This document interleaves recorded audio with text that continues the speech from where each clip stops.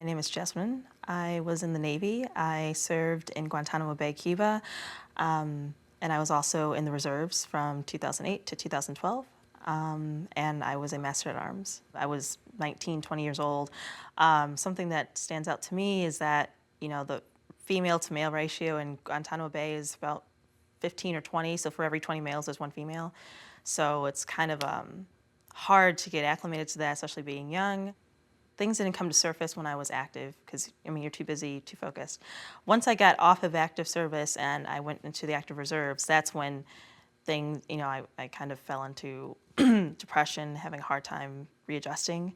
I felt like I was tired all the time, or if I wasn't out running, I was sleeping, which of course is very militaristic, your work or you're sleeping.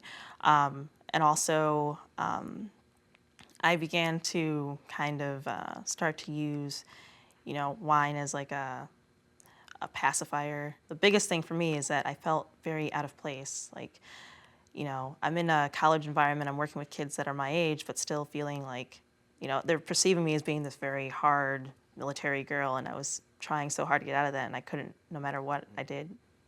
October of last year, I was in my senior year of college, and I just became very, very, very overwhelmed very quickly. I was becoming almost depressive, sleeping to avoid class, and it just got to a point where I eventually sought help through my school because I thought there was more issues than just me transitioning. So then I went to the VA and I went to triage.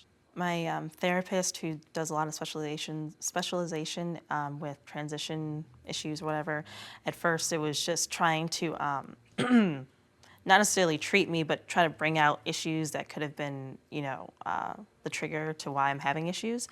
A lot of things that we do is just coping mechanisms.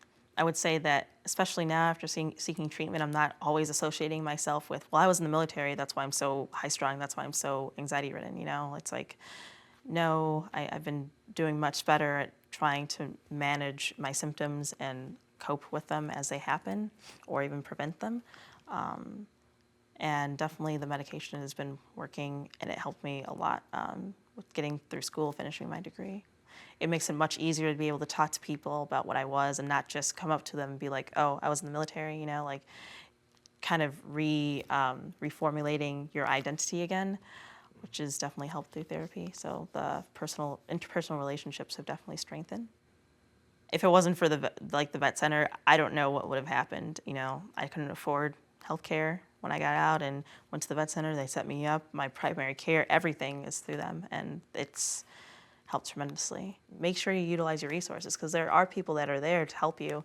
And especially at the vet center itself, people will always praise you for having veteran status, and they will want to use you as an example, and that really helps, boost that confidence that I feel like gets stripped away when you're just a civilian. So I would say that make sure that you empower yourself and don't just think that you're broken from the military, because it's not the case. You're, very valuable.